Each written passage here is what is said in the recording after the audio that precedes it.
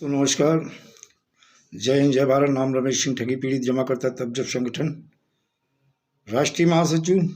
दोस्तों, आज फिर एक नई जानकारी के साथ और उन सारी कंपनियों के विषय में जानकारी। एक हमारे पास एक प्रार्थना पत्र माननीय मुख्यमंत्री महोदय के वहाँ एक महिला है जिन्होंने दिया था, और मुख्यमंत्री के वहाँ एक आदेश जो है पुलिस आयुक्त लखनऊ को किया गया था, और जो मुख्यमंत्री के सचिव हैं, अनुसचिव मुख्यमंत्री उत्तर प्रदेश शासन यानी कुंवर भगवती शरण सिंह ने पुलिस आयुक्त को भेजा था, जिसमें ये मांग की गई थी कि आपके अधीनस्थ थाना एक कृष्णनगर जिला लखनऊ ठगी धोखाधड़ी के मामले में दर्ज FIR का वो पूरा ब्यौरा दिया गया था। आपके संज्ञान में लाना कि भारत सरकार में the banning of unregulated deposit scheme act 2019, the banning of unregulated deposit scheme rules 2020 को अधिसूचित कर दिया है। उक्त अधिनियम का उद्देश्य गैर कानूनी जमा योजनाओं को प्रतिबंधित करना और जमाकर्ता के हितों का संरक्षण करना। एक्ट की धारा 28 के तहत कारित प्रत्येक अपराध संगीन और गैर जमानती है। एक्ट की धारा 18 में को यह अधिकार दिया गया है कि वह 180 कार्य दिवस में। दोस्तों, लोग पूछते हैं कि कहाँ ये लिखा हुआ है और किस धारा में ऐसा वो है। तो ये एक्ट की धारा 18 में को यह अधिकार दिया गया कि वह 180 कार्य दिवस में ट्रायल कंप्लीट कर कानून का उल्लंघन करने वालों की चल अचल संपत्ति को सक्षम प्राधिकरण के द्वारा नीलाम करवाकर जमाकर्ता का धन वापस कराएगा और दोषियों पर ठगी की गई रकम का 2 से 3 गुना तक जुर्माना आरोपित करेगा और उन्हें 10 वर्ष तक का कठोर कारावास देगा।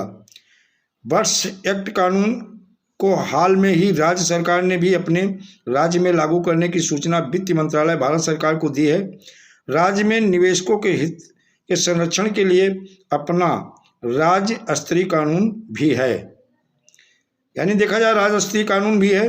अनियमित जमा योजना चलाने वाले ठगों और उनकी कंपनियों निगमों को सोसाइटी के विरुद्ध राज्य में सैकड़ों मुकदमे 21 फरवरी 2019 के बाद दर्ज हुए, किंतु पुलिस ने किसी भी FIR में उपरोक्त की धारा को नहीं लगाया, जो कि इस कानून का उल्लंघन है, जो कि महामहिम राष्ट्रपति महोदय द्वारा संसद में जो है अध्यादेश लाया गया था। संसद से बिल पास हुआ, राज्यसभा से पास हुआ, वित्त मंत्रालय भारत सरकार ने ये कानून बना के सारे स्टेट के चीफ सेक्रेटरी को भेज दिया, और पूरे भारत में हर स्टेट में इसकी सूचना जारी हो गई। और अगर इसकी अनुपालना सुनिश्चित नहीं हो रही तो ये देखा जाए कि भारत सरकार की दी गई राज्य और निवेशकों के हितों के संरक्षण के लिए अपना राज्य स्तरीय कानून भी के लिए भी कहा गया है, और देखा जाए ये हमारी संसद का और राष्ट्रपति महोदय का ये लोग अपमान भी कर रहे हैं और ये कानून का उल्लंघन है।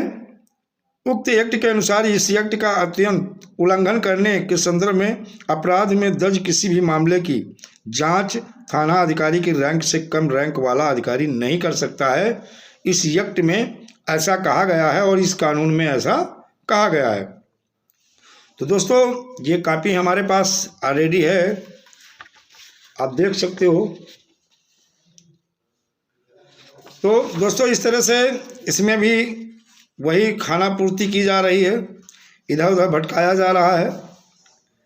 और उन्होंने एक चीज़ कही थी, विभिन्न स्कीम चलाकर नागरिकों को साथ में ठगी चुके हैं। उपरोक्त ठगों द्वारा चलाई गई जमा योजना किसी भी विनियामक से अप्रूव्ड नहीं थी। ठगों ने गैर कानूनी रूप से अनियमित जमा योजना चलाकर मेरे जैसे बहुत सारे भोले भाले नागरिकों को मेहनत की जमा पूंजी को ठगा है, और पीड़ित नागरिकों को अपनी मेहनत की रकम को वापस पाने के लिए दर दर ठोकर खा रहे हैं।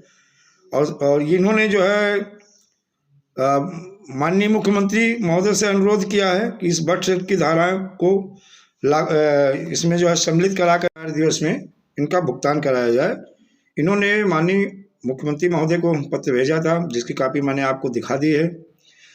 दोस्तों और भी है, बहुत सारी ठग कंपनी, ठग क्रेडिट कोऑपरेटिव सोसाइटी है, Sahara India, Pearls, Sai Prakash, Sai Prasad, Shri Ram real estate and business solution limited, Samriddh Jeevan, Kalpataru, Kalpvat, Kalpvarsha, Kheteshwar, Jyoteshwar, Apeshwar, bike board, rose valley, कैमुना, Togo retail marketing, trinity multi credit cooperative society, Chambal Malwa credit cooperative society, Anant Nidhi credit cooperative society, Prithvi credit cooperative society, इस तरह से बहुत सारी credit cooperative society. आज की date में देखा जाए, हमारे बहुत सारे पीड़ित जो जमा करता हैं, उनकी भी बहुत स्थिति बहुत बुरी है, और कहीं ना कहीं देखा जाए इसकी जिम्मेदार हमारी सरकार भी है और शासन प्रशासन भी है।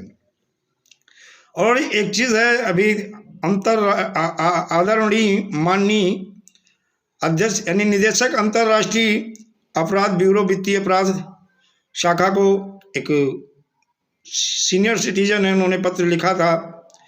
उनका विषय था सहारा इंडिया भवन कॉम्प्लेक्स, कपूरथला कॉम्प्लेक्स, अलीगंज, लखनऊ 22/7/24 कपूरथला चौराहा के पास में स्थित सहारा क्रेडिट कोऑपरेटिव सोसाइटी लिमिटेड के वरिष्ठ अधिकारियों के खिलाफ दुर्भाग्य, जो वरिष्ठ यानी सीनियर सिटीजन हैं, उनके खिलाफ दुर्भावनापूर्ण इरादे और धोखाधड़ी का मामला श्री ओपी श्रीवास्तव, उप सहारा इंडिया के प्रबंधक कार्यकर्ता, और श्री सुब्रत राय, संपूर्ण Sahara India group of companies के प्रबंधक निदेशक और अध्यक्ष DK Srivastava, Sahara India credit cooperative society limited के अध्यक्ष, ये सभी दुनिया के सबसे बड़े धोखेबाज और सबसे बड़े धोखेबाज व्यक्ति में गिना जाता है। यानी सहारा इंडिया के वरिष्ठ अधिकारी उपयुक्त सहारा के आधिकारिक पते पर स्थित है। ये इन्होंने जो पॉलिसी ली थी उसका समय पूरा हो गया, कागज़ की अदला बदली होती रही, और इन्होंने जो जमाकर्ताओं से जो इन्होंने वादा किया था, जो भरोसा दिलाया था, वो वादा भी इन्होंने तोड़ दिया कि इस टाइम पे हम आपको पैसा देंगे। तो इन्होंने जो है अंतर्राष्ट्रीय अपराध ब्यूरो वित्तीय अपराध को सूचना दी है। तो दोस्तों ऐसे बहुत सारे हमारे सहारा इंडिया के चाहे जमाकर्ता हो या कार्यकर्ता हो, उनकी बहुत बुरी स्थिति है। अभी एक लेटेस्ट जानकारी जनपद सीतापुर से आ रही है कि साईं प्रकाश प्रॉपर्टी डेवलपमेंट लिमिटेड के कार्यकर्ता हैं हरीशचंद्र जी, शायद उनको निवेशकों ने उनसे कुछ जबरन स्टाम्प पे लिखाया, और जबरन जो है देखा जाए उनसे वसूली करना चाह रहे हैं। और ये परेशानी उनकी कॉल भी आई थी, मैंने निवेशकों को समझाया भी है, उस समय तो हाँ कर लिए, लेकिन पता भी लगा है कि शायद उन्हें थाने में रखा गया है। और अभी बात करेंगे थानाध्यक्ष महोदय से।